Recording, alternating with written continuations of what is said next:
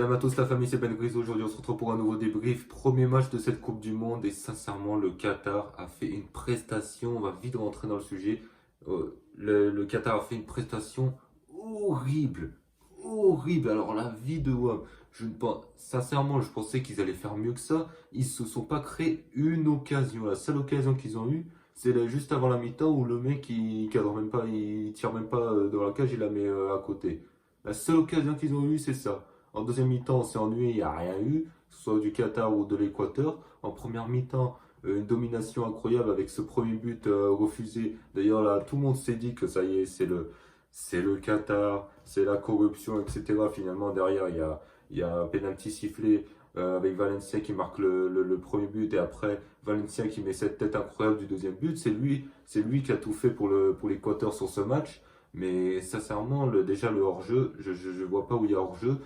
Moi, il faut m'expliquer les règles, là. Moi, il faut m'expliquer les règles parce que les règles, sincèrement, on voit. C'est comme en finale de la Ligue des Champions avec Benzema. T'as des joueurs qui sont derrière le gardien, donc ceux-là, ils sont pas comptés comme position. Ils sont pas comptés comme hors-jeu. Ou alors, t'as un joueur qui est dans le carré, je ne sais pas quoi, je ne sais pas qui, dans le carré, je sais pas quoi. Ouais, c'est pas considéré comme hors-jeu. Donc voilà, ou alors il y a hors-jeu, je sais pas, l'auto le comptabilise pas, il y a des trucs bizarres dans la surface lorsqu'il y a hors-jeu. C'est comme les mains, des fois on comprend rien. Là, des hors-jeux, des fois, les hors-jeux c'est pareil, on comprend rien sur des situations de hors-jeu.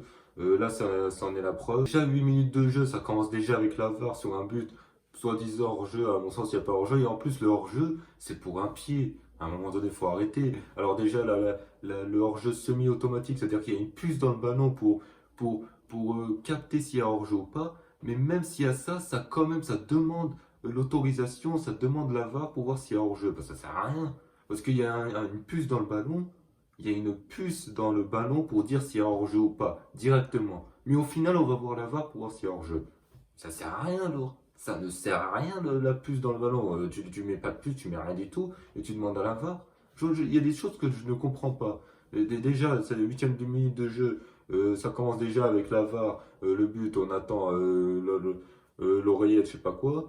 Le but est refusé. On voit hors jeu un pied. Donc déjà, ça commence comme ça. Tout le monde se disait, ouais, corruption, ça y est, l'arbitre a été acheté, ça se voit et tout. Au final, ils ont quand même perdu 2-0, donc on peut pas dire qu'il y a eu de la corruption dans ce match. Mais clairement, en termes de niveau de jeu, le Qatar a rien fait, c'est simple, ils ont rien fait. Je me demande si c'est des joueurs professionnels, sincèrement, je me demande. Apparemment, l'attaquant, c'est le meilleur buteur de l'histoire du Qatar. Je me demande, ça se trouve, c'est quoi? C'est le Qatar, c'est une équipe de six. Même les streamers qui ont joué contre l'Espagne hier, même eux, ils sont meilleurs que les Qataris. Même eux, ils auraient fait un meilleur match que les Qataris face à l'Équateur.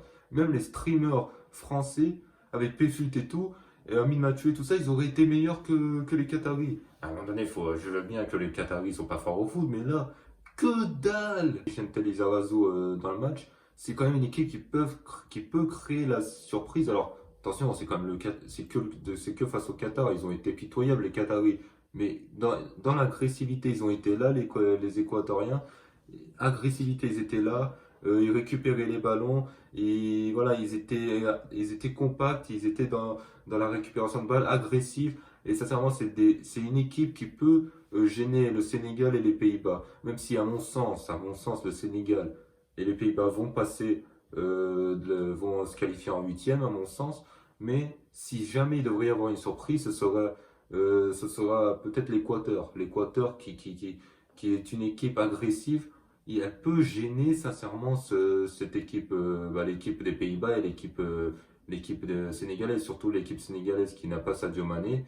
Un forfait qui est de taille parce que Sadio Mané, c'est le meilleur joueur, c'est lui qui dirige cette équipe, même s'il y a beaucoup de joueurs intéressants, beaucoup de joueurs de qualité au Sénégal. Le fait qu'il n'y ait pas Sadio Mané, ça a un impact fort sur toute l'équipe.